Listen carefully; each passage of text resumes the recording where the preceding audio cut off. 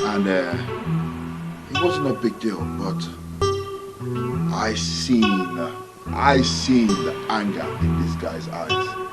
I seen that if they let him out, he was gonna rip someone's to shreds. Because I know sometimes that don't judge a book by its cover. Just because somebody's quiet does not mean they can't row. And I could tell that I'm that guy, and I could tell. I know when I see one. It's like this. It's people trying to pin you down, keep you down, so you can't reach for the light and you can't grow.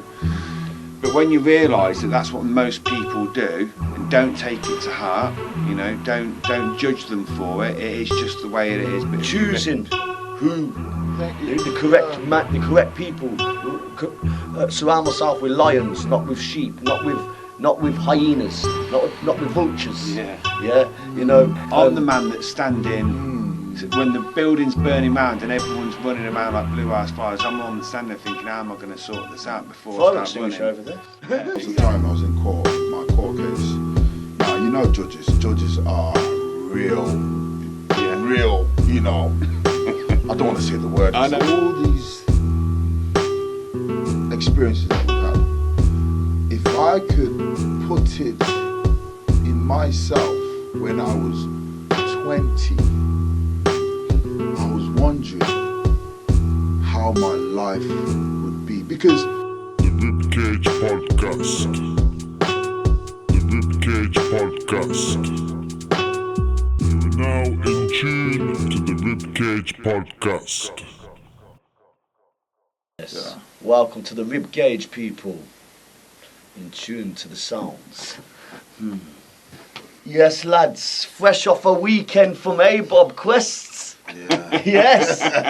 You know what I'm saying? Yeah, I think we are looking a bit fresher from the weekend. Lucky. You've come from your weekend, I've come from mine. I've just done 2, you've done 1, but I'm telling you, man, I'm feeling good. Yeah. So, should we do a check-in? Let's do it. Yeah, should we do a check-in? Let's do it. Yeah. Let's do it. Yeah, let's do a check-in. Any man may go first. What are you saying? Hawk speaking. What's going on with me this week? Tired, busy, working hard. Been thinking a lot about my children this week, so that sort of got me down a little bit. Not a lot. There's not really a cure for that, but just aware of it. But amazing Quest weekend. Rites of passage. Opened my eyes up. Yeah, just happy to be here. That's me checking in. Yeah, you brother. George checking in. Yes, coming off the back of 2 Quest weekends. I am feeling energized. I'm feeling like I have a purpose. I'm feeling a lot. I'm feeling a lot, lads. I'm also feeling a bit tired. I'm also feeling a bit weary, but nothing too bad. Nothing I can't deal with. I'm feeling inspired. Feeling inspired from the weekend, from the men's journeys, the men's stories. Obviously there's certain things we can't share about the weekend. What happens on the ABOB weekend stays on ABOB weekends. But yeah, it's been very humbling for me. It's got a lot of growth. I feel like I'm in the right place where I need to be, and I've got a lot of gratitude for a guy called Neil who got me involved in this 6 years ago, and yeah, just feeling very grateful and humbled. So yeah, that's me checking in. Thanks for that, Georgie. Yeah, they're checking in. Yeah, I'm feeling good. Feeling energized as well, George, actually.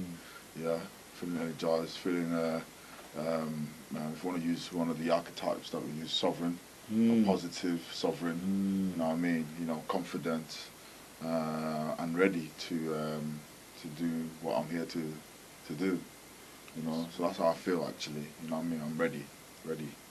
So yeah, they're checking in. Go on, King Dale. Come on, man. So what are we ready to do then, Deo? What are we ready to do? Yeah, thanks, Vox. Yeah, I wanted to talk about, say, you know, from a boy to a man, innit, yeah? And I would like us to talk about, say, what or how do you deal with situations, you know? I felt what I wanted it would be maybe how you used to deal with it before to how you deal with it now. I'm glad you said that. You know what I'm saying? You know, that's kind of like the So you can see the from boy contrast to a man, difference. isn't it? Yeah. You know, so yeah. I mean, what do you think? The thing is, you want to say the good stuff, don't you? You want to see? You want to say the good stuff. I want to say the good do you? stuff, Yeah. but really, you've got to bring it all up. Yes, thank you. Thank Well, you. So have you? We or you. I've got to bring it all so up. Yeah. you've got your Yes. space. Let's hear you. So, Yeah. who am? How would you So deal how with do I this? deal with situations now? I had this conversation a couple of weeks ago with a woman at a book launch, and I was saying, and I did I was like a guest speaker there.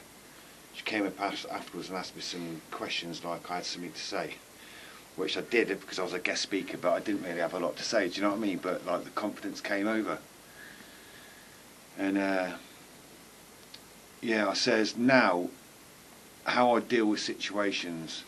I was saying it's like I used to act on impulse and I was erratic. But now anything that comes along, doesn't matter what it is, even if the place is on fire, I'd be calming myself and just spend a minute or two just thinking about what I really need to do. And that's how I deal with situations. Now anything that comes along, I'll stop and think about it. If I've got to make a big decision, I'll make it the next day and I'll sleep on it. So that's how it's like a calm, reflective sort of way of dealing with stuff. But like I said, I used to deal with stuff from an unbalanced. I was walking on ice, didn't know if I was going to fall through it into the water. Do you know what I mean? Very impulsive, not a real plan. Didn't stop and think about stuff before I did it. But yeah, that's sort of in a nutshell, without going too deep. I want deep though. Like, can you give me an example of things that you might have done that was impulsive? Do you mind me asking that, George? I think. No, I'm just Well, listen. A story. I spent 7 years in prison because of impulse. Because I impulsively wanted to speak to my ex to see my daughter. But that's like, you got to be like going too deep in. You've got, to keep on making that same mistake. You've got to not be making the right decisions and taking the right. I wasn't making the right decisions, and I wasn't taking responsibility for my actions. I knew where it was going to take me, but I still did it. Yeah, that's what more can I say really? I hear you, man. I hear you, and I am very impulsive, but I used to be extremely impulsive without no. I don't really have much. I have got the ability to have a filter, right? But so I think there's a gold to being impulsive. I like to think on my feet. I like to bring action. Yeah. So I do think there is gold to being impulsive, where some people may dither, and they start. So how I mean this, some people can make a mountain out of a molehill because they're overthinking. Yeah. I'm not saying that's you or you or anything, but some people can because they're really caught in that magician. So I don't like to. I've always been very important and very action based. I like to get things done, I like to come up with solutions, and I've got a quick brain. So the ADHD. So sometimes I can do ding ding. Oh, that's easy. Bring one and one is Yeah. So you don't make a mountain. You deal with it. I try and deal. I can make a mountain out of a molehill though. If certain situations come to me, I can allow. I notice when I'm stuck in my thinking, what if this, what if that, what if this, and if I'm stuck in it for what I deem to be a little bit too long, then I'm like, I need to get rid of it. But if it's really so, okay, perfect example. Thank you. Yeah. when I'm working for old Lord Country Bollocks, right, who he was working for doing the hunting and everything for, and I ended up working for this guy as well, for the last 2.5 years. Mr. Sherborne, would you like to play croquet? Right. So when I had these threats of intimidation and had to get out and all that, he wants me out the house and that, and I take threats very seriously, and even though he may have been insinuating, thinking for me, that took me off tilted my crown a bit, I was quite in my sovereign. Doing this ABOB work, and then in April, when this happened, lose my job, blamed for something I didn't do, and then I get some threats. Oh my gosh, I went straight back to thinking, right, I speak to some of my yardy friends, say, man, everything happens to me going, and go and speak to somebody, just like all this violence and stuff, and it took me for about 6 weeks. For about 6 weeks, I was like caught in this, and I noticed that I couldn't quite rest properly, and I'd gone back to like survival mode, really, and I'm so glad, and I thank God that in six weeks in, I had a crossroads and I had a decision I could have made, and it was like either going in, and this and that, and it was like and I said, I had to call the troops. I said, no, just chill. I'm so glad I did. Because if I acted on that impulse, I'd be locked up or someone dead. And a bit like Pastoral story, really, there. It was a bit like that there. And so that's where I could say impulsive, being too impulsive when things are when I'm triggered, and especially when I can relate to my son and my baby mother, Chantal, my son Phoenix, I was triggered and I was impulsive, and that could have got me locked up. So it's very important for me to think and strategise when I'm triggered. What about now? So do you, good question. Like before, you would have acted like that on impulse.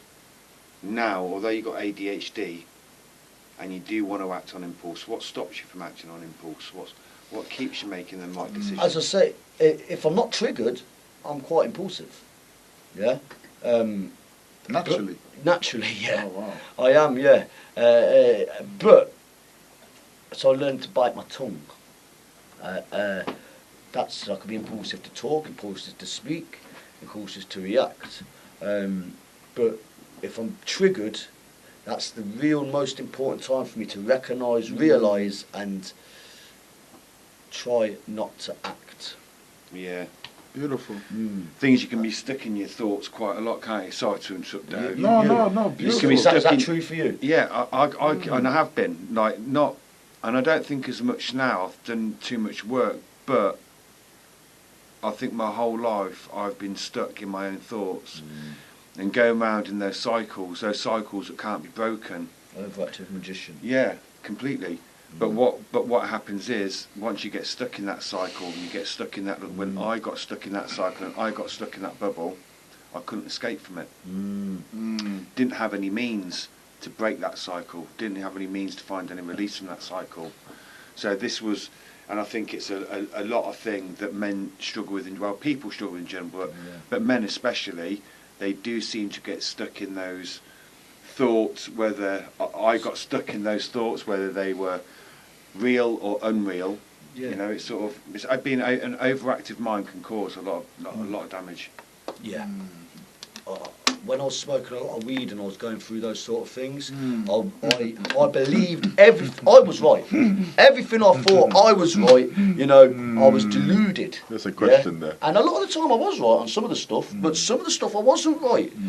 But in my head I was right, and I was deluded, and I was cursing myself with that, keeping myself. And then when things did come up, there's that part of the underactive magician. I just don't know. I'm a dummy.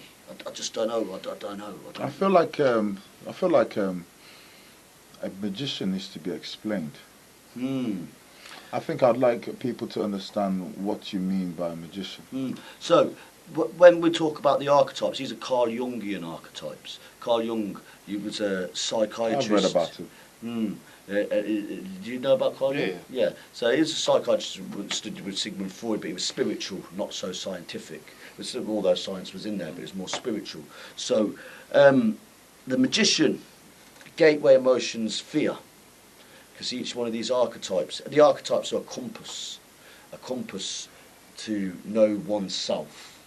And the magician, which is spread by fear, which is the emotion is fear, is the side which, so, an overactive magician is, you know, I've got to do this, I've got to do that, I ain't got time for that right now, so I'm doing this, and this. I'm doing all of this stuff, and I'm deluded, and I'm thinking, because I'm caught up with all of this, so I ain't got time, because I'm just doing so much, yeah, that I'm draining, I'm burning myself out.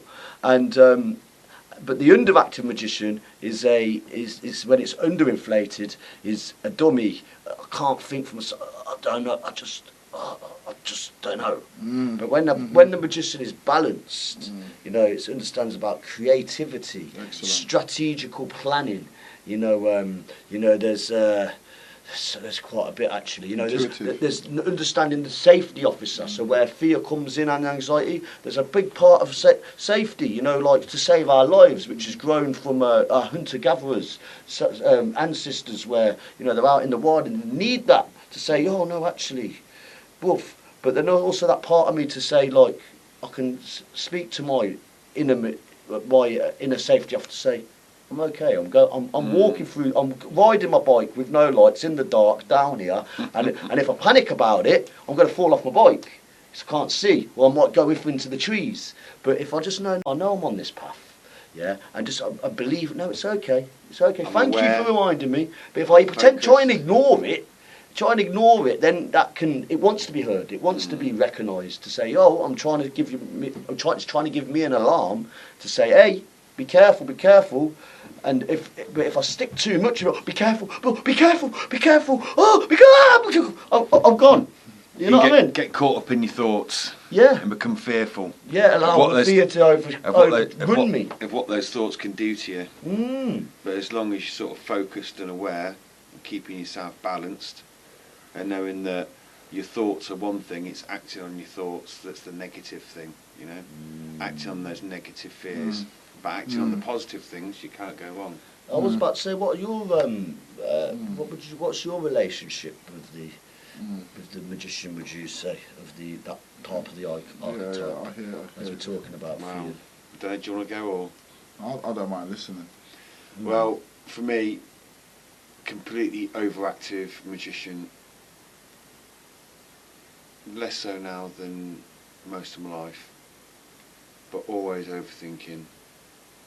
Always trying to find patterns in things, and I still do that now.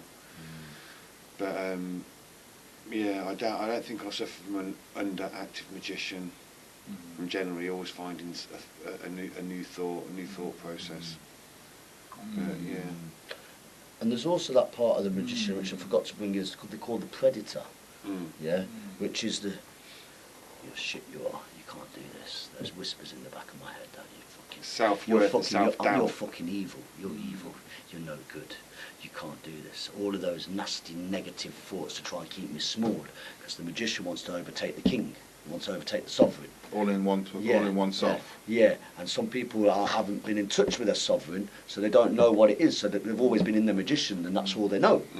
But then when they find their sovereign, find that it's like, oh, shit.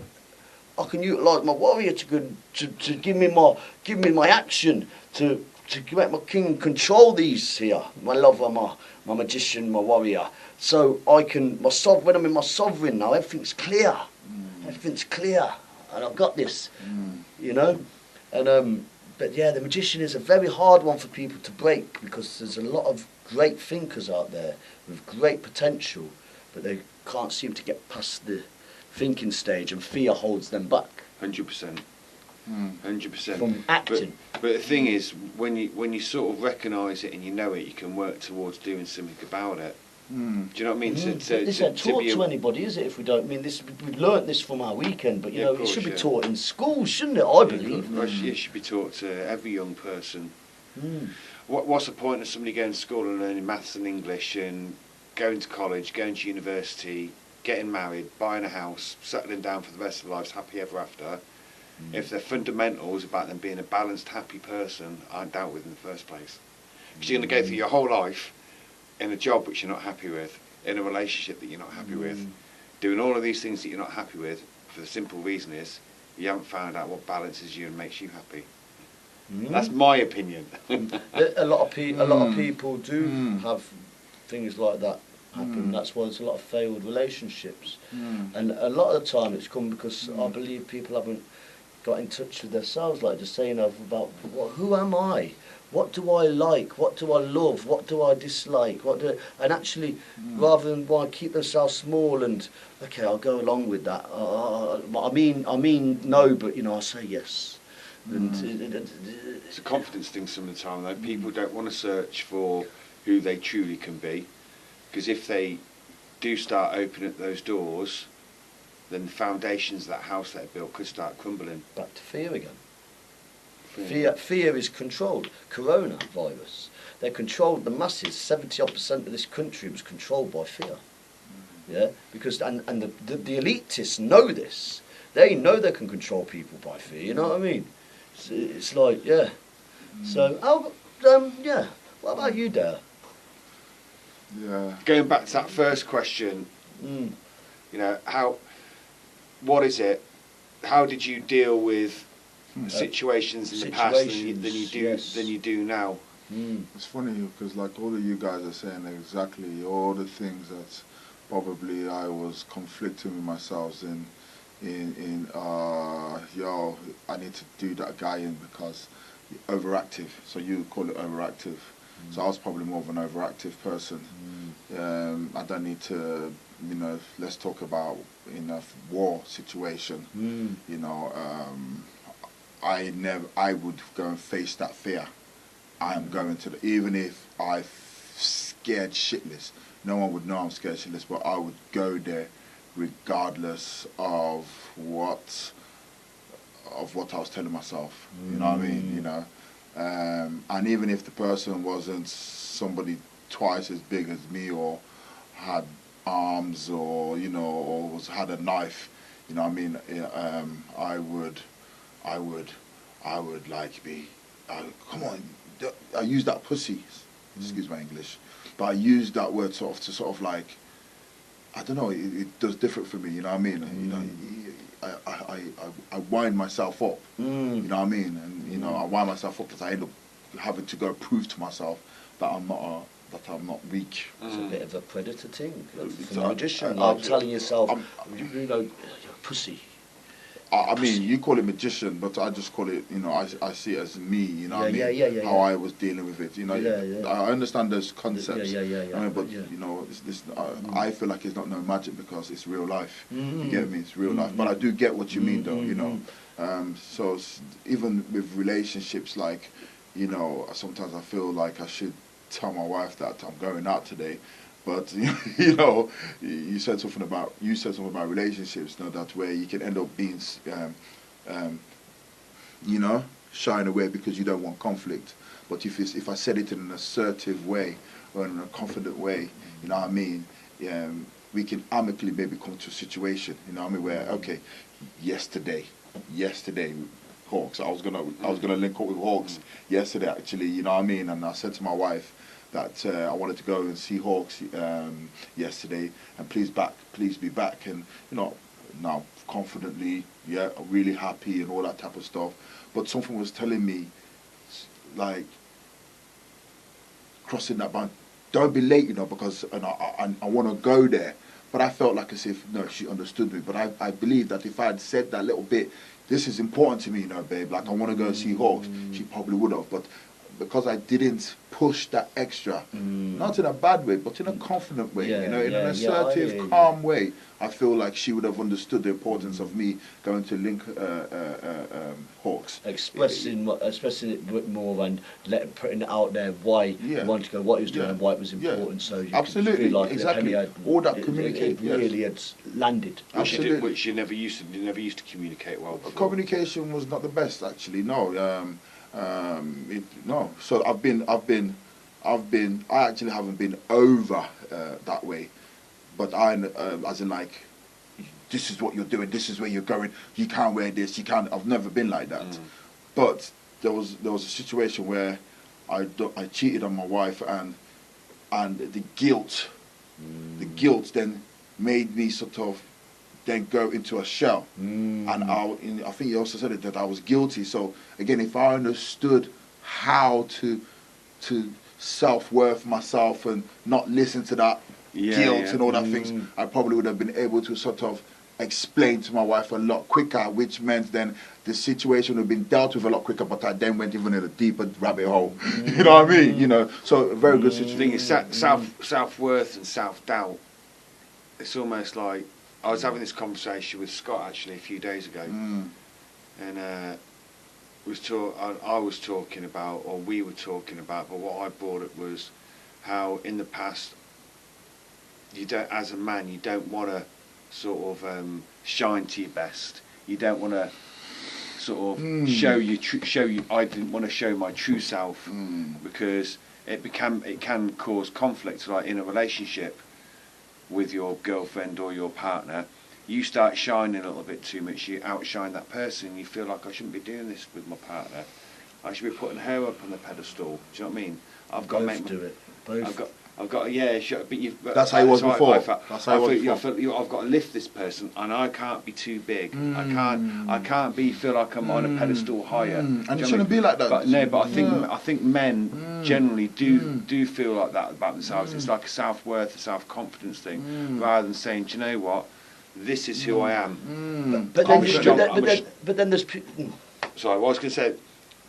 Showing your strength, being a man and showing your strength, whether you're a big man or whoever you are, that can come across as intimidating, or it can come across as aggressive or something. But to be positive as a man and to show your strength in a positive way, it's a good thing. You shouldn't be shying away from it. And what I was about to get at is through being like a bigger man or having a strong spirit, passionate people. Some people's traumas will come out, and they will want you to be smaller to make them feel better. Yeah. And I think that's wrong. Yeah. And so, you know, like, there's one guy was talking about, listen, I've been on my knees and I was speaking to this person, I was saying, bup. If he was talking when it was like, you're on your weekend, the guy from Thingy, you know, was in a discussion. There was a guy, anyway, right? There was a guy, right, and he was saying, and he was like, yo, and they were talking, and they want to make you feel small, and that's not a good thing, you know, because then people will then, they're not shining their true authentic light, their true authentic gold, because they're holding themselves back, you know what I mean? Do you know what, and, sorry to interrupt. No. I was going to say, I think, I have a family member that does this exact thing. But you can be kept down in this state of mind from your own family. You can be kept down in that state of mind from your peers or the people that you associate with, because they want to make themselves look better. It can be within your community. It can be within the justice system or the care homes. This goes on quite a lot. Authority. It's like this. It's people trying to pin you down, keep you down, so you can't reach for the light and you can't grow. But when you realise that that's what most people do, and don't take it to heart, you know, don't judge them for it. It is just the way it is. But if you recognise your strength in yourself, well, actually, they may be trying to put me down, but they ain't strong enough for me. I can break this wave. Yeah, I was gonna say, I think you hear the good point there. As in, like, once you start realising that I shouldn't blame them for the way they are. Don't take it personally. I think you grow out of dealing with situations. I'll give you a little testimony. There was a time I was in court, my court case. Now, you know judges. Judges are real, you know, I don't want to say the word. I know, I'm a to. better man now, you know what I mean, yeah? And, but this judge, I'm going to say his name, Judge Berlin. Right. Now, I went in there, I'm a changed man now. And when you listen, when I listened to what he was telling me, I heard that actually he was being very neutral. He wasn't actually being biased. But because usually I'm all in a fog, you'd hear what you thought you heard isn't actually what he said. Yeah. So when I actually didn't have that weight of they're against me, they're all against me, but I knew who I was actually able to use what he was saying to my advantage, because he was giving me basically, there was one time I says, listen, you're talking too much, like, you know what I mean? Yeah, and because I wanted to get my voice heard, but he was saying you're talking too much. And you know, sometimes when you talk too much, you could just go off. You could just get yourself in trouble. Yeah? Even though I wasn't going to get myself in trouble, but what I took from that was just answer the question there, and that's it, done. Yeah. And when I actually computed that in my brain, I thought, wow. Thank you, Judge. You know, I was like, thanks, Judge, for telling me that. You know what I mean? So, you know, and I could have been very easily triggered by that, because you know what I'm saying. Because, of being told to be quiet and shut up, and you put it in as well. And I, with an awful, I could so easily just, I will be hurt. I will be hurt. You know what? It's that moment that you actually. Yeah, because you're confident in yourself, because you're a strong man, you know you are. Now, yeah. You're on a moral path, you're on a good journey, all of these sort of things, and you're becoming balanced in yourself. When these moments come up, you're strong enough for yourself, and you've got that energy in yourself to say, do you know, just take that moment, it's like a split second, a few seconds, just to think about what's going on. Breathe. Just breathe. Think about what's going on. Yeah. You know, I'm the man that's standing when the building's burning around and everyone's running around like blue-ass flies. I'm the one that's standing there thinking, how am I going to sort this out before I start running? Over there. Yeah, exactly. And no one else has spotted it, just you. Yeah, because you're the one who's thinking. Everyone's screaming, ah! You're like, yo, I can see something there. There's a window over there I can get out. Yeah, I get you. But I think this is about that transition from boyhood to manhood. That's that transition to you start thinking in a certain way. When you're a man, you start acting in a certain way, whereas when you're a boy, you don't. You act on impulse. You run around making stupid decisions and arguing with judges and all that sort of thing when you know you're not going to win. I would hope here that you know what you're saying here. Okay, I hope. I was actually thinking about it today, where all these experiences that we've had, if I could put it in myself when I was 20, I was wondering how my life would be. Because, you know, when you're 20, I've got so much alpha male, isn't it? Alpha male. But when you're 40s, when you're 40s, I've got the alpha male, but the alpha male isn't important.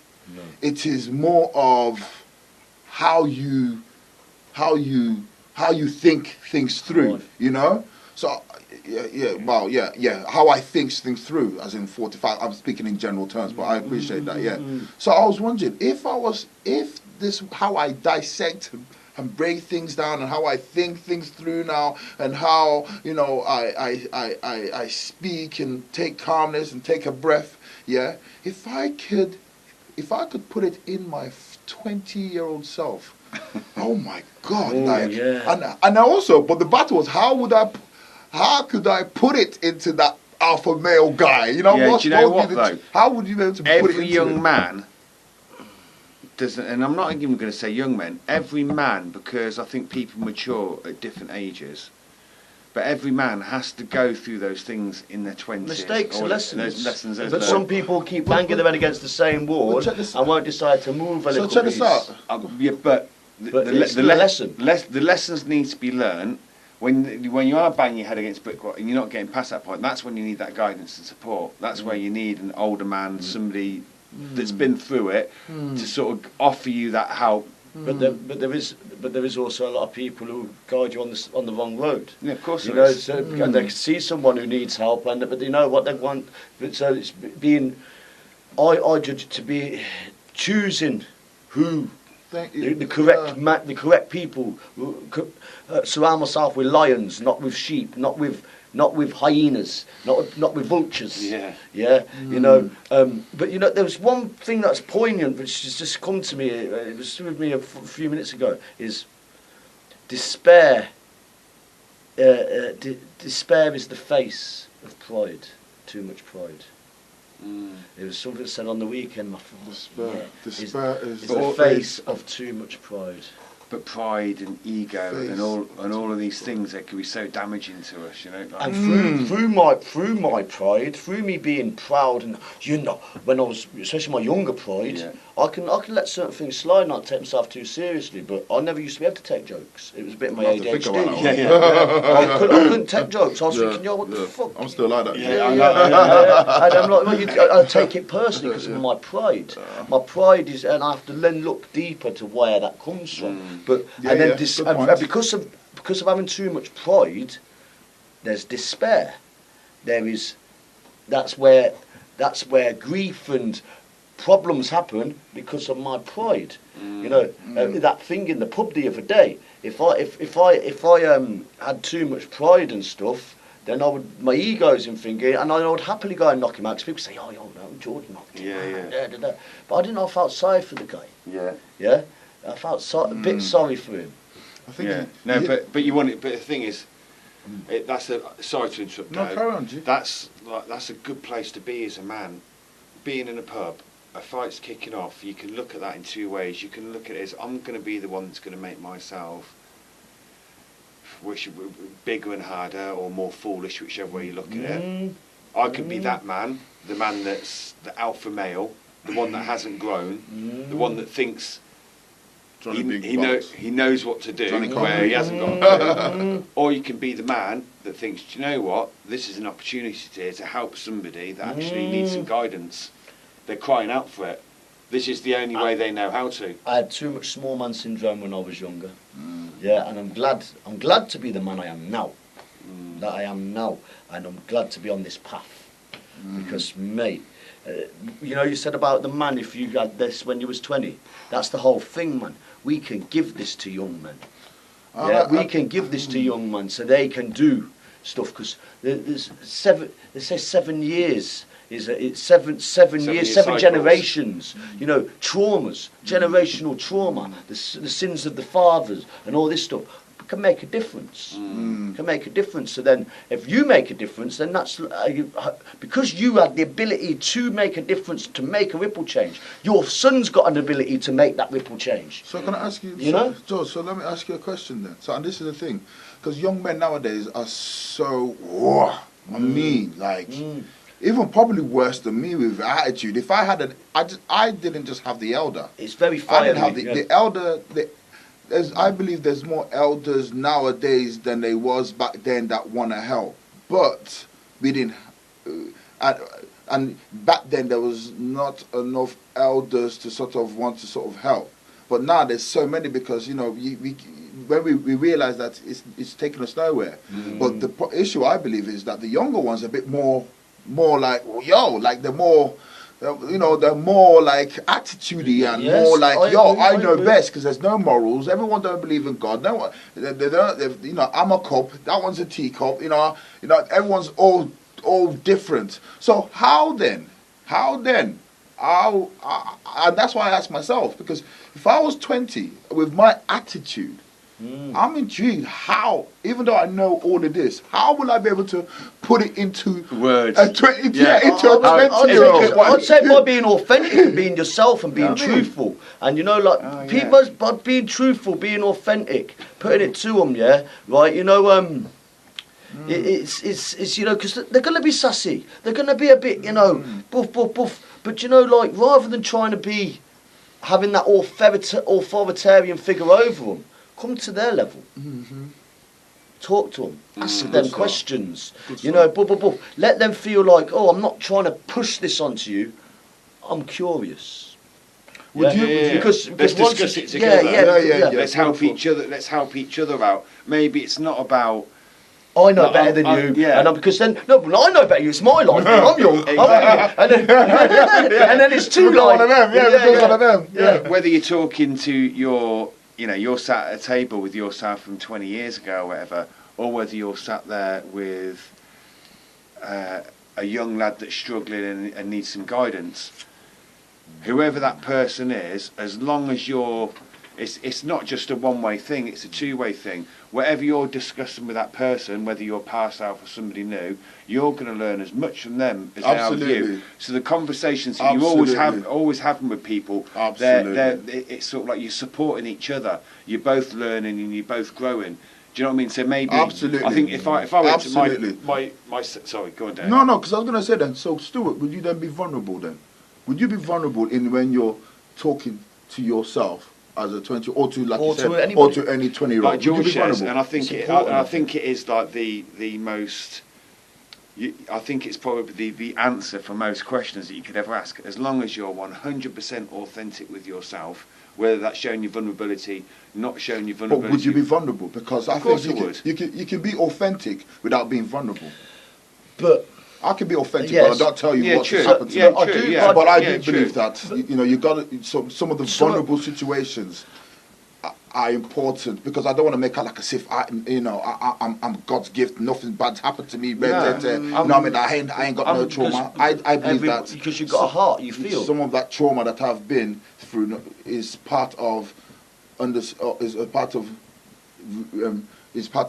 healing, so that I can think better on how to deal with situations, even when I have to walk away. But would you? And I guess that's why I was asking the question. Would you be vulnerable? Yeah, and I think of course I'd be vulnerable. I'm always 100%.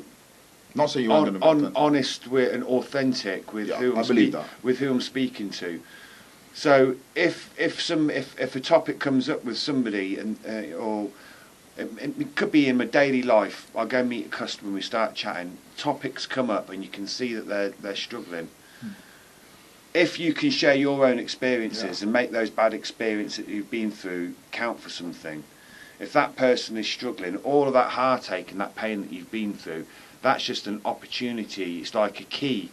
It's an opportunity for me to use a key for that person to open something up in themselves that they need to get out.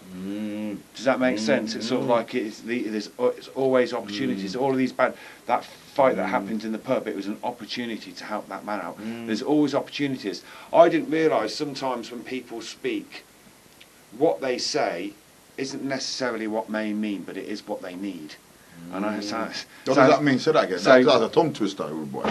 It is a little bit of a tongue twister. So when somebody starts like, I don't. Let's say what they say is what they mean. We'll come back to family, for example. It might be a child, maybe kicking and screaming and shouting and screaming, and she wants chocolate. Right, that's what she's saying. She don't want chocolate at all. She's tired. She might be a bit hungry, but she wants some love. Do you know what I mean? But the fact that she was kicking and screaming, she was asking for help.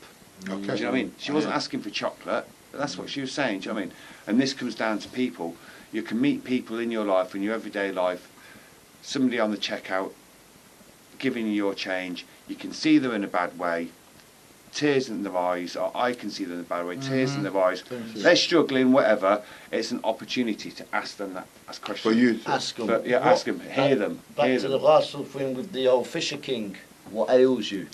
How he never found the girl when he first met him. He never asked him what ails you. Yeah, exactly. That question. What's that? What ails? What?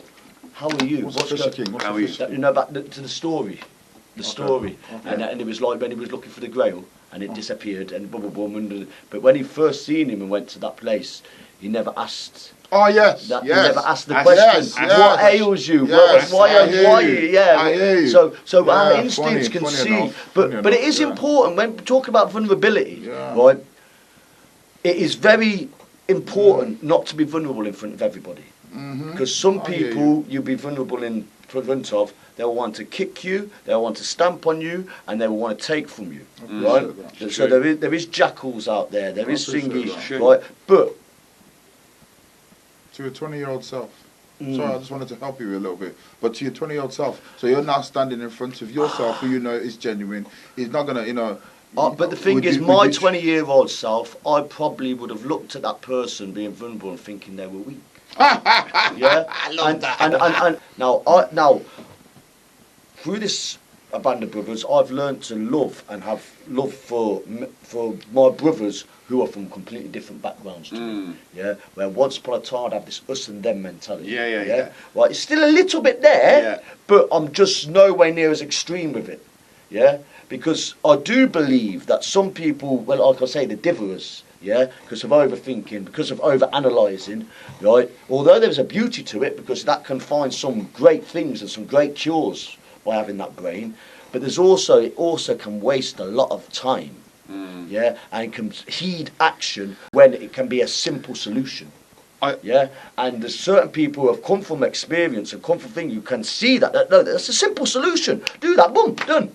Yeah, but you know what? Some people from my experience, some people who have come from me, they don't want to hear that. Not from me, not from an exposed kid, not from someone who's come from my background. How can he come up? How can he put that final piece of the jigsaw? Stuart, can I? So, It's going off subject a no, little bit. because absolutely not, that. because it's how you deal with situations. However, this is the point. So you've got an alpha male, a man's man, right? Yeah, and that's what I used to call myself. I'm a man's man. I'm not supposed to cry, but there is nothing wrong in crying. Now, if I did that in front of a person who is also an alpha male, maybe he hasn't got through trauma yet, and I hope he never does. But that does not mean that what I am doing is now balancing my sovereign side, because you need to balance it. Obviously, I might tip over too much to the healthy side of the sovereign, which then means then that when I meet a person who actually is vulnerable, right here, I could not actually, the way I'm saying, oh, don't cry. You know, men who say, oh, if I cried in front of my dad, you know, he'll think I'm a pum pum. You know what I mean? You know, my dad's never said they loved me. You know what I'm saying to you? Like, there's nothing wrong with sort of saying that, and I think that's where the healthiness of being able to be vulnerable, even if that person thinks you're a pum pum, that is their issue. Because there is power in releasing that. But I do agree with you as well where you've got to do it to the right people. You know, you're all right. Because some people take the mick out of that situation that you're showing in front of them. But that's their issue. And then that can put that person in a worse place. So the person being vulnerable, yeah, if they're then taken the piss out of by people who they deem to be their friends, yeah, I understand what you mean. Then that can put them in an even deeper hole because they don't want to then share even more. I still believe that person is growing though, because depends on the person. I believe they're growing, even though they don't realise it. Yeah, because to be vulnerable is so hard. Yeah. I think even if you don't, I'm talking from experience now. Yeah. So I was in a situation where I got robbed. And I needed help, but I kept asking for help from the wrong people. And the more I kept on asking for help of the wrong people, I was showing a vulnerable side to me. I was weak, but I needed help, and I asked, but nobody helped. Nobody gave me good advice. Nobody gave me the right treatment. You know what I'm saying to you? So, but what I was trying to say is that, but I'm glad I learned how to be vulnerable. Because also in that situation, I realized who my mates were. You know what I mean? So there's actually an advantage. And I think that's because I'm glad I now know who my mates are. Whether they don't realize it though, but all them people who sort of like, you know, took money off me and said they were going to do this, but they didn't do it. You know what I mean? Here's some more drugs. You know what I mean? Instead of trying to, yo, there, sort yourself out. You're not acting right. There's something not right with you. That, Give it a shit. That vulnerability, I believe, I would have never usually would have showed that. But because I weirdly showed it, I believe I got power from that anyway. Because like I said, that power is from, okay, you ain't really my power. So the power, that vulnerability, being a man, being a balanced man, or being what a true man should be, which is completely all round balanced. When you're being that alpha male and you're being in that position where you're dominating, you're doing all of this negative stuff. What you're actually doing is, where was I? balanced man. You're saying about, but I don't like the phrase a true man. But but when but what you would say, I would say as a balance. no, I don't like the phrase. I'm going to hold that. No, but I know what you mean by it. A true man is a man that shines. Can you talk about yourself so we can? Okay, maybe that's what would help. Okay, yeah. Go into what you believe a true man to be. So give it some more words. So for me, a true man is a man that can cry. Is a man that can be strong. Is a man that can show his strength without being perceived as violent. So we'd say being real.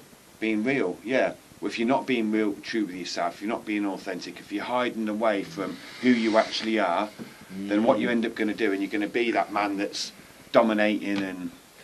Yes, okay. yes, I hear that. Because it's so easy to show, and this is what the youth have got, the issues of what they've got is because there's too many people just showing that one side of them, and it's showing, and so they glamorise the violence, they glamorise the sexual stuff, they glamorise about making money bad, to say, oh yeah man, this is the way this, so being a kid, being a sponge, some of them are going to absorb that up. Luckily there's morals and there's ethics and there's a compass in kids and people, all humans, where some of them are going to have their instincts, they're going to, no, that isn't right. That isn't right. But when you've got the programs and everything showing them that, oh, but they're doing this, Beyonce's doing this, Jay-Z's doing this, P. Diddy's doing this, fucking Hitsent's doing this, then if they're what the people are, youngsters, adolescents are growing up watching, a good percentage of them are going to go down that path until they realise to themselves that that wasn't the right path to go. But so there's a lot that's going against. So I believe it's up to people in the communities to model it to by our own actions, by being real and by talking about these things and what we feel and know is true, because we can't lie to ourselves. Exactly, and I think that's enough, and I think that's my point. And I think that's my point. And I'm trying to work out what you're trying to say to Stewie Hawks. Yeah. But let me talk about myself, and I think that's my point. That, you know, for the next generation coming, I know what it's like to bottle things up. Now, bottling things up, especially in that negative world, like you said, I'm a bad man. You know, I have bare gal. You know, I sell drugs. You know, I drive the nice whip. Ain't gonna be doing you too well. Egos are fragile as well. It's you know, like it's easily dismissed when it comes down to the real shit. That's if they're not really that, it's easily, and it disappears. And that's my point. And then when it goes, whoo, the crash is heavy. They want to get knife out and stab because they're scared. They're I'm not even, even that. Or what, this or that, because the fear then is over. But a real man would be able to sit there, no, this is me. And you see, you're talking about like it or fucking not, this is me. Yeah, exactly. Yeah. I mean, you talked about a lot of situations there on how to deal with a situation. Women trouble. How men issue. Money issue. At? You know, money issue. You know, because what you just said there just covered lots of issues, like financial issues. Financial issues. So I think is about. I think if for us, for me, who has been through all of those issues, I think being vulnerable to the right people is important. We're very important. Yes. Very, very important. And that is what you said. Important. What I got for what you said is knowing who to ask, when to ask for help. Because sometimes I haven't asked for help through my own pride, yeah? But it is important to ask for help. If you've got good people around you and people who are thinking, and if not, it will show, as you say, because if you said, you know, you could ask for help, but you know, some of them they showed to say that they weren't true friends because they didn't want to help, yeah? But you know, real friends are real people who care about a person. You ask for help. If they can help you, even if they can't give you the solution right there, they might be able to point you in the right direction. You know, but by not being able to be vulnerable, I wouldn't be able to ask for help. So, I mean, either of you, have you ever found yourself in a situation where you've been vulnerable in front of the wrong people, and what has that caused? What has been the effect of that? Well, the physical, there's the physical effect, isn't there? What it does to you, but then there's like the emotional, the mental effects.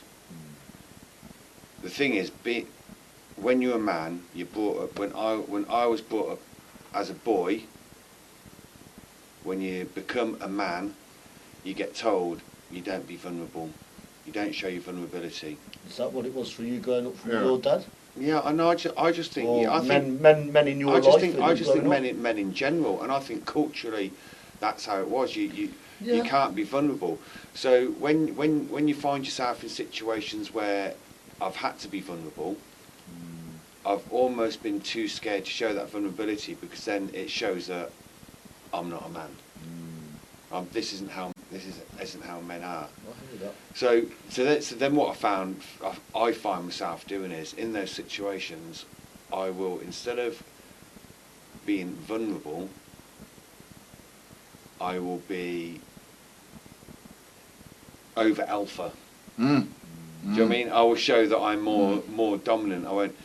And it's been very hard for me in my life to show vulnerability in, you know, when I have done, I feel like it's had a negative impact on me. Now, this has been most of my life. Specifically now, I have people around me where it's healthy to show your vulnerability. And not only that, it gives you an opportunity to explore. It's given me the opportunity to explore myself, the way that I deal with situations, and my relationship with people in general. It's very strange. There's lots of ways you can be vulnerable, and this is something that I found very, very uncomfortable. And we've spoken about this. I was just sitting here thinking about a situation. So you look into another man's eyes. Yeah. It's an uncomfortable thing to do for two reasons. One thing, I think culturally we've been brought up, because if you look at a man in his eyes, it's a form of aggression. It's like, I'm going to fight you, like if you don't look a bear in its eyes, it's going to attack you. I used to have that feeling of looking in another man's eyes before a band of brothers. I either want to fuck me or they want to fight me. Exactly. Well, which is, but exactly. It took that weekend to break the curse for me. And this is the thing, we have cultural things. The cultural things that we have been brought up with, which necessarily aren't healthy, but we go along with as a social norm, which actually doesn't benefit us in any way. To be able to be in a place where you can feel vulnerable and you can ask for help, and you're not going to take advantage of. That's a real special place to be, which a lot of people don't have. But it's like you were saying about schools, how this sort of thing should be brought into schools and should be definitely put into prisons and all of these different places. This way of thinking. If it was, then these social constraints and what are norms, which really aren't normal, they wouldn't be so prevalent in our society, and being vulnerable would be more accepted. Being what a man is would be more accepted. Yes. Please, can I have this? Please, yeah, man. Stuart, there was a time in prison, and Stuart in jail, it was like Terminator. Not Terminator 1, the first one, but the slim guy, ripped but strong. 40s, whacking 40s in the gym, you know what I mean? And then one time Stuart had a situation, and it wasn't a big deal, but I seen the anger in this guy's eyes. I seen that if they let him out, he was gonna rip someone's to shreds. Because I know sometimes that don't judge a book by its cover. Just because somebody's quiet does not mean they can't row. And I could tell that I'm that guy, and I could tell. I know when I see one. Not to take kindness for weakness. Thank you, lovely. So I went, and so they banged up Stuart. They banged you up. They banged him up. And I went to Stuart and I said, Stuart, yo, what's going on? He said to me, Dale, I'm not even too bothered. They don't know my story. They haven't done time like I've done. I'm here to quickly do my time and get the fuck out. Sorry, God. And I thought, wow, powerful. That's when I knew that Stuart, this is one of the many conversations I had with him, you know what I mean? And I just wanted to say that. I don't know whether you realise, but that was when. That's when I thought, yo, my man, I hear that. is changed, because that's probably one of the hardest places not to back yourself, not to want to step up to the plate. But my man banged him up, banged up, and he wasn't really too fussed. And you got these little scronies. Now, I'm not judging a book by its cover, but I know, I can see, like, if this geezer, okay, I don't care if you want to wet him up and all that. Toothpick.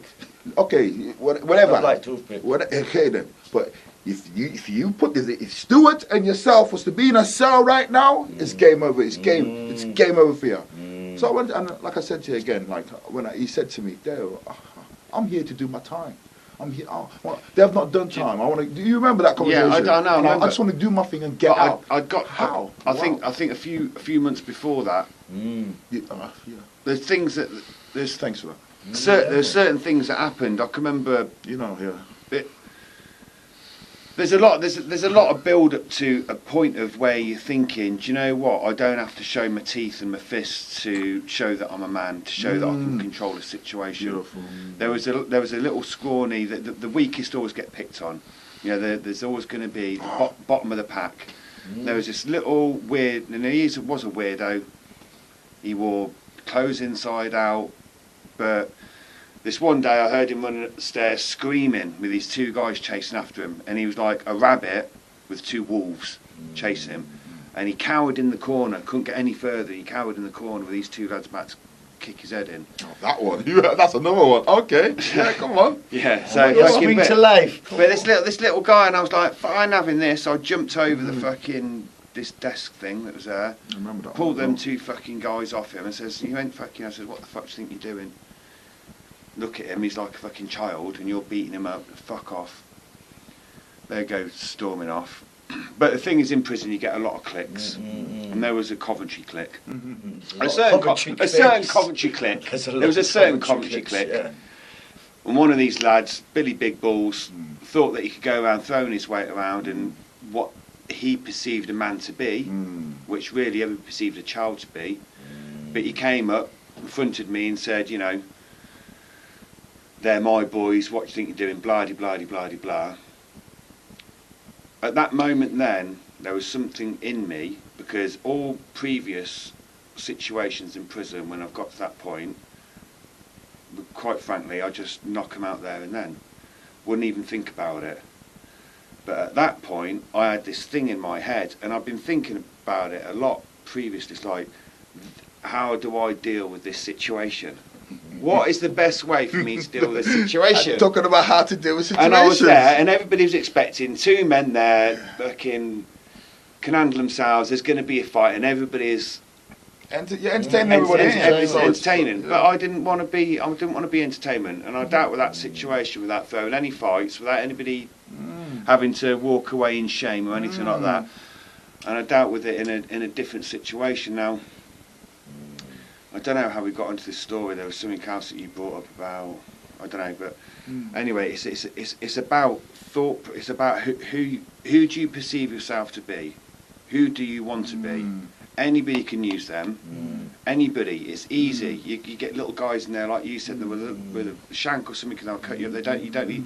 Anybody can use violence. Violence don't solve nothing. Hurting people's easy. Loving people's hard. Exactly. Yeah. So by turning up to these things like Annabelle's, talking about stuff, being open, listening to other men, what's going on for them, is a nice guide to say, because situations, there's only so many situations can sort of happen. Yes, people are slightly different, but we're more similar than we are different. And people are more similar than we are different, believe it or not. And it's like, I trying to work on my empathy, my compassion, my empathy and compassion's a big one. Learning. So what I'm practicing to do, is get in touch with my tears, and how I'm trying to get in touch with my tears, and what I'm going to say. Okay, I'm going to practice getting in touch with my tears, and the only way for me to truly do that is through solitude. I feel right. Wow.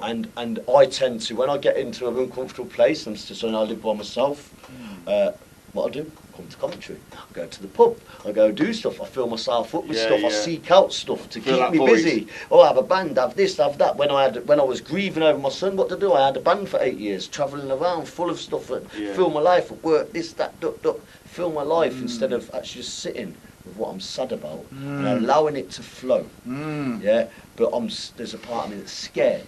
Yeah, but by being able to be honest about that and own that, it's a step in the right direction. It's very easy to distract yourself, isn't it? It's With very other easy. things to stop you focusing on what needs to be done. I know, is that what you feel for yourself? 100%. Yeah, I noticed that earlier when we started this podcast and it was going down the line and Deo asked you, would you like to speak more about that? Let's get deeper. And you didn't want to go deeper because you knew you was talking about the love, your children. And at the time, it can bring, you're an emotional man who's in touch with their heart, in touch with their feelings, and it could bring tears up maybe, and you probably didn't want to go there, is what I judge. No, that's true. I love that though. I love that. I think with men in general, I think we can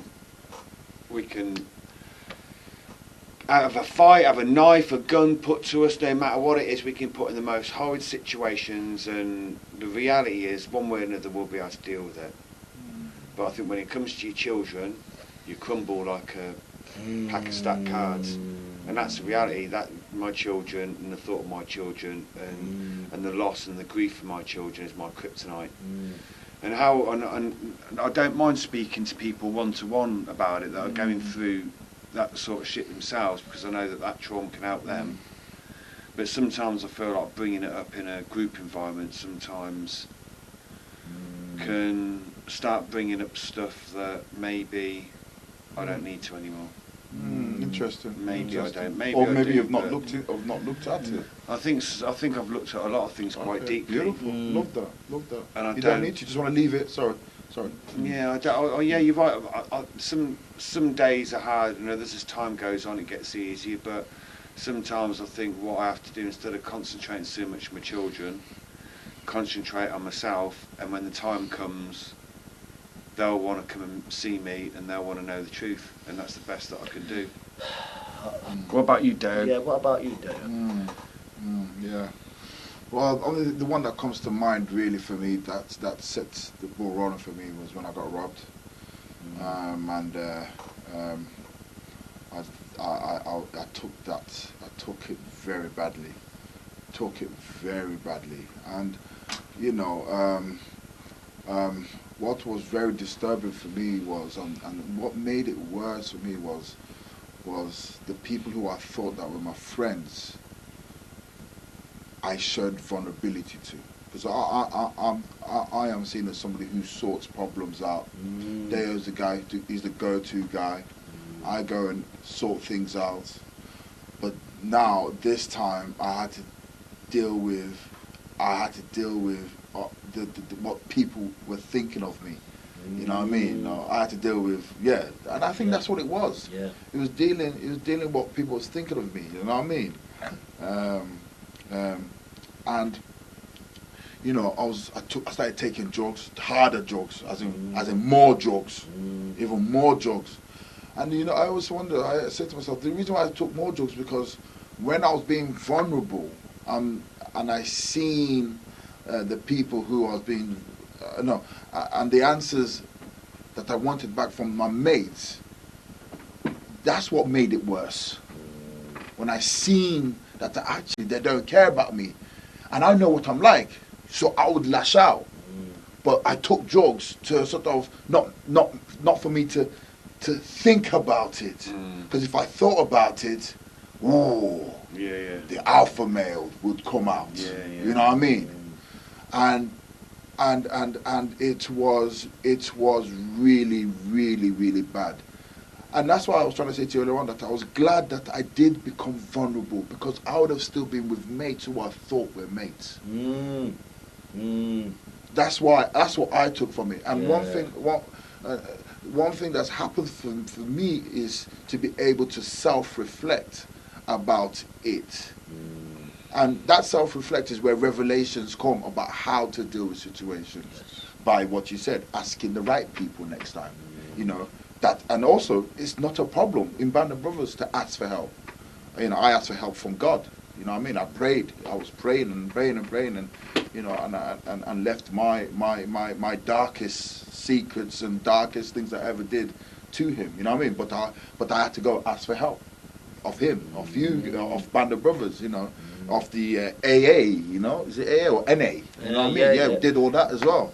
So like, I have been, and that was the hardest one. That was really, really hard, and I understand it. But one thing I realize is that that a lot of people, I realize, especially going on what we went to, that a lot of people have trauma. A lot of people have had bad things happen to them. A lot of people have had situationships, but they've all bottled it in, and that bottling in, I believe, is what causes some mad reaction, or 100%. you know what I'm saying to you, you know, and I do feel that I do feel that by talking about it to the right people is definitely essential, because soothing, definitely essential, and I'm so glad that I found God. I'm so glad that I'm really, because in prison I had nobody. You're not gonna. There was one person actually. Thank you very much for bringing that to me. Reverend Richard. Beautiful. Reverend Richard didn't even know that. He was the one who helped me to find God. But I was to be able to say what happened to me during that time of being robbed and tell somebody my story was a guy, and I call him Harley, call him Yankee. Gold teeth. Absolutely. Me back out, you know. Yankee, that's right. He's a good pal of mine. Yankee, Good pal of mine. He was in jail, banged up some silly thing as well. He never knew that I was going off with his trauma. I hid it. I hid it from everybody. No one. I would come out pretending that I was happy, you know, but also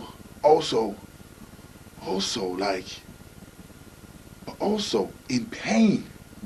It was the most weirdest way, and that is horrible.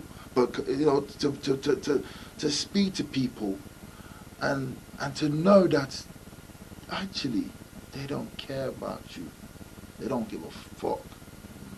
You know, it was the weird, and then you still having to talk to them.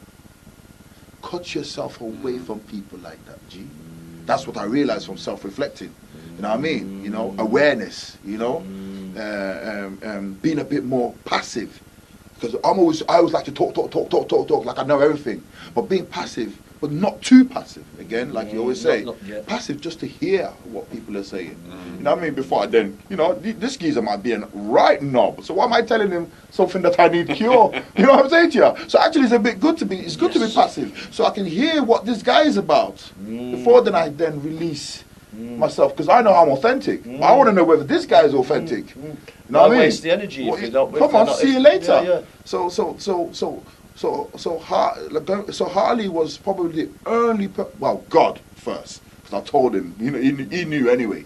But Harley was probably one of the people who, no lightning talk, you know what I mean? You know, when we, you know, showers, don't worry, you know, he was in that side, I was this side here. But we would talk, you know, we'd do training, we'd talk for hours and hours, and he would hear my story about He's always what been a happened deep to me. guy, you know. Yeah. I met him years ago, but Yeah. man, He would hear I seen him about a month and a bit ago, man. I seen him walk through. I was like, yo, man, you're like, yeah, man, I'm out, G, blah, blah, blah, yeah. Yankee, good kid, man. And he was the first person who heard my story and my pain, and I think that was the beginning. That was the beginning of knowing, of healing. But then self-reflecting was how I was then.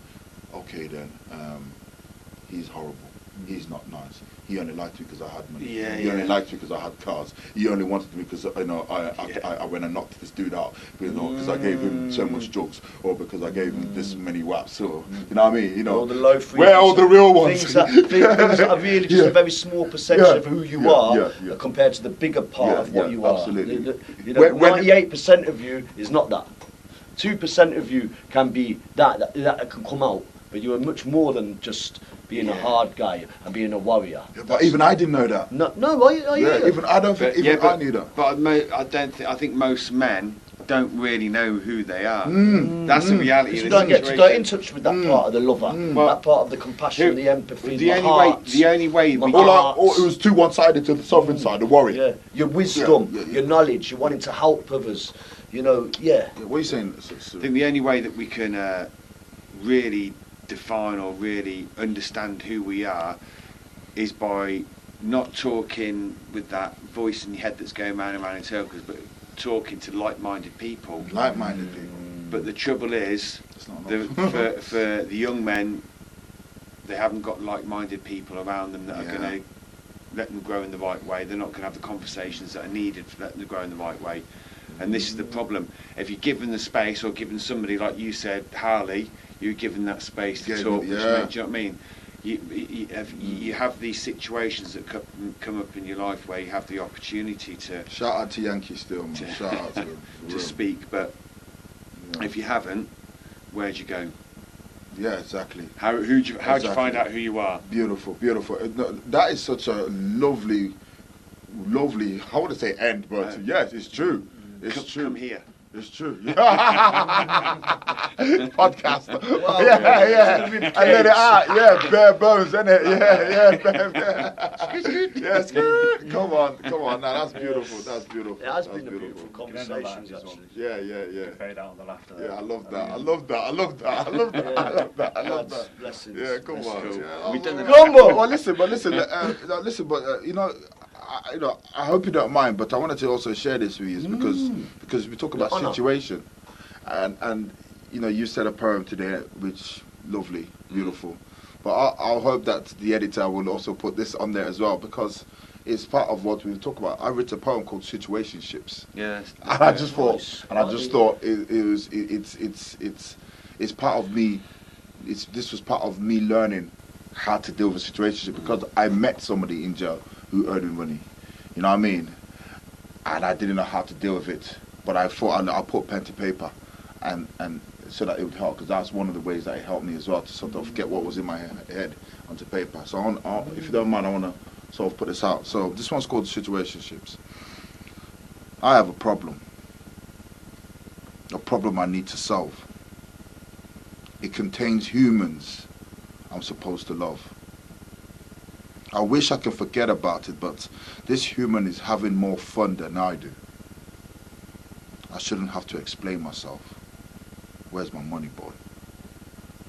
I wish I could forget about it. I wish money wasn't important or top-notch. He's owed for many years. It's my money. Time to ask for it back. If I had money, would I ask for it back? Definitely. It's the principle that matters. I know how to approach him. I'm concerned, though, how he'll take it. I never want to be violent, but if it's violence that he wants, then it's violence that he'll get. I really hope he takes it well, though. I would rather sort things out amicably. The people of this era are different. They believe they have the right over the property, and sometimes they clash too. Please don't take my kindness for weakness, my humbleness for lack of confidence, because you'll be shocked how fast I switch up the blame. Arrogance and ignorance and disrespect is something that I will not tolerate. My flesh is wanting to ask him.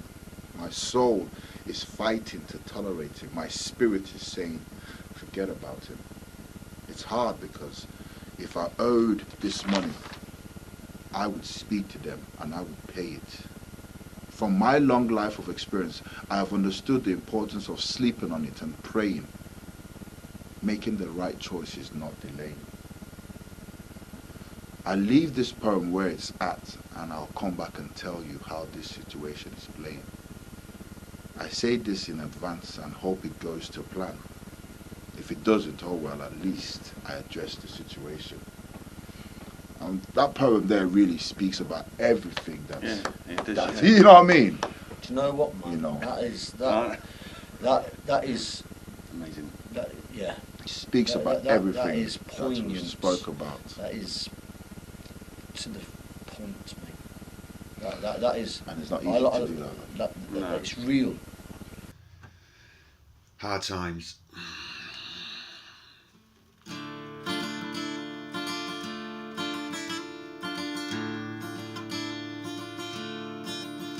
Dark flames, games lost men play.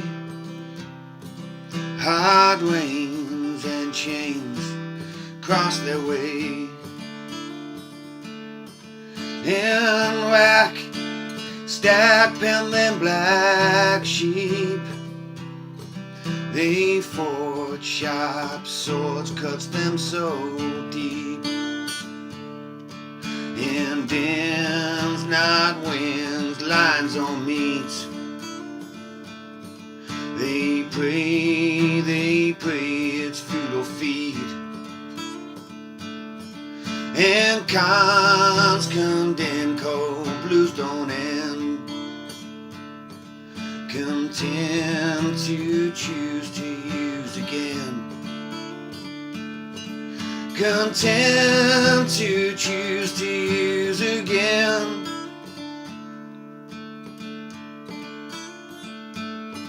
Has your face been a number but no name?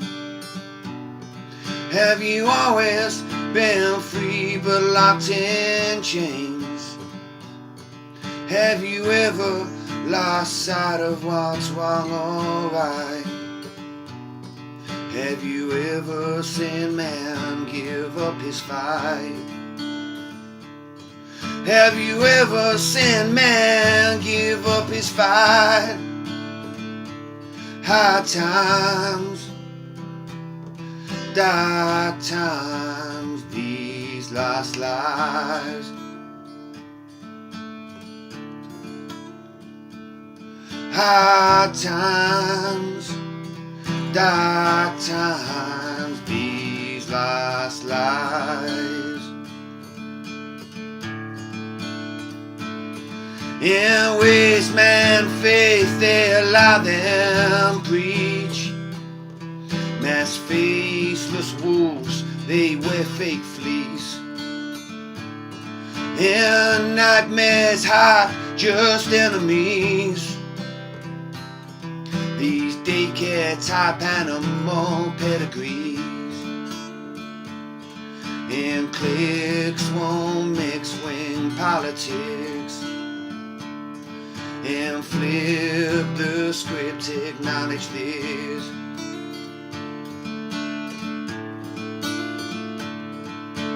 Fate's not fixed over these walls we're in. And never look back and see closed doors again. I said fate's not fixed over these walls we're in. And never look back and see closed doors again. Has your face been a number but no name? Have you always been free but locked in chains? Have you ever lost sight of what's wrong or right? Have you ever seen man give up his fight? Have you ever seen man give up his fight? Hard times, dark times, these last lives. Dark times, hard times, these last lives. Dark flames, games lost men play. Black lamps lead all those lost men's way.